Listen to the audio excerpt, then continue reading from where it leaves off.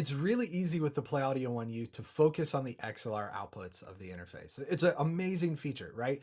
We can directly connect from our interface into our soundboard using just a simple XLR cable or an XLR snake or loom. No need for pass-through panels. They're phantom power protected. They're balanced. Like I said, really, really great. But I want to take a moment to talk about, I believe, the unsung hero of the PlayAUDIO1U. That is the monitor or headphone output of this.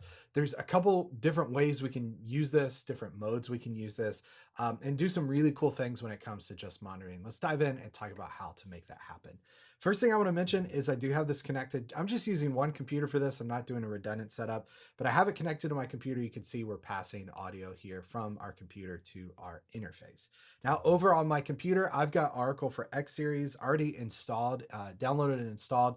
That's the free control software from iConnectivity. I'll put a link in the description of this video so you can download it. It's just a great way to configure some settings on our interface. First, let's talk about how our monitor output here, headphone output, is more than meets the eye.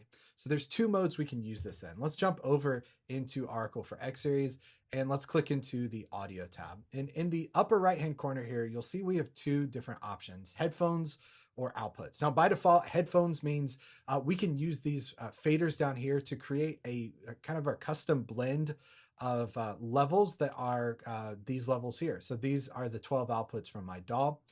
And I can go in and blend and kind of create my own custom mix here, adjust my overall level. And then I can go to my headphone output and I could plug in a headphone cable here, plug my in-ears into the other end of this, and I can listen and hear my mix from there. Now, what's great about that, if I just leave this set kind of as is I could actually go to my headphone knob here and turn this, and I can adjust what mix I have as well as a level. So as soon as I touch this headphone mix, you could see this first one is me monitoring both computer A and B. In my case, I only have computer A.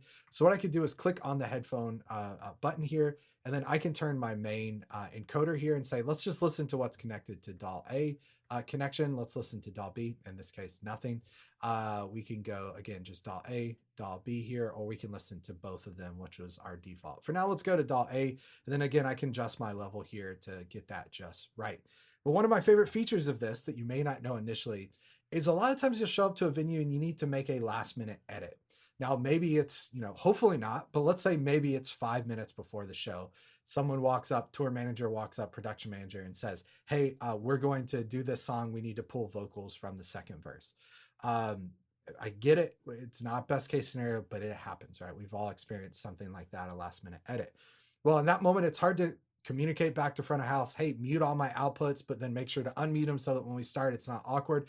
What's really great about this is I can go straight to my PlayAUDIO1U with my headphones connected here. I can say, okay, let me go in and make a quick edit. So I can double tap on my headphone output here.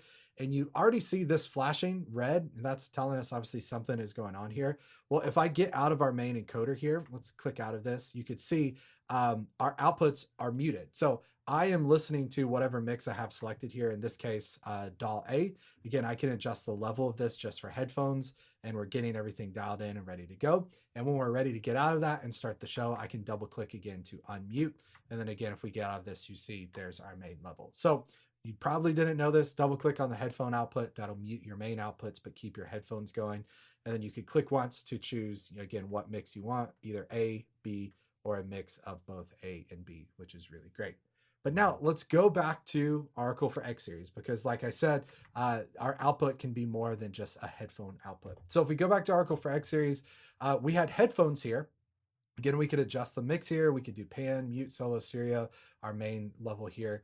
But if we click output, suddenly you'll see output 13 and 14 show up. So what that means is we have two additional outputs that we can use from our DAW to send to additional outputs. So instead of just those 12 XLR outputs on the back, we now have 13 and 14 on the front as well too. So now what's cool is let's pull our headphone cable out here. And I've got a different adapter. Let's see if I can grab this right here.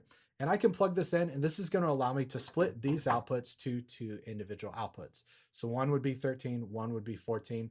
And this would be a great way to maybe use this for click and guide, to separate those out, click and cues, click and slates, or click and time code, something like that. And I could still use those 12 outputs on the back. Now, perhaps most important, once you decide which mode you want to be on, in our case, let's say we're going to stick with headphones.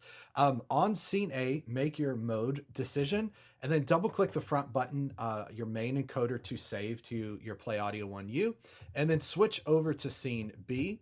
Make sure you choose the same settings, and then again, double click on the front panel to save that to both scenes. So this is locked in place. So that's a look at the monitor output, the headphone output on our PlayAUDIO1U. If you have any questions that were not covered in this video, click the link in the description to head over to our support page to see the articles there and contact our support team. But most of all, thanks so much for watching, and we hope to see you on the next one. Take care, everybody. Bye.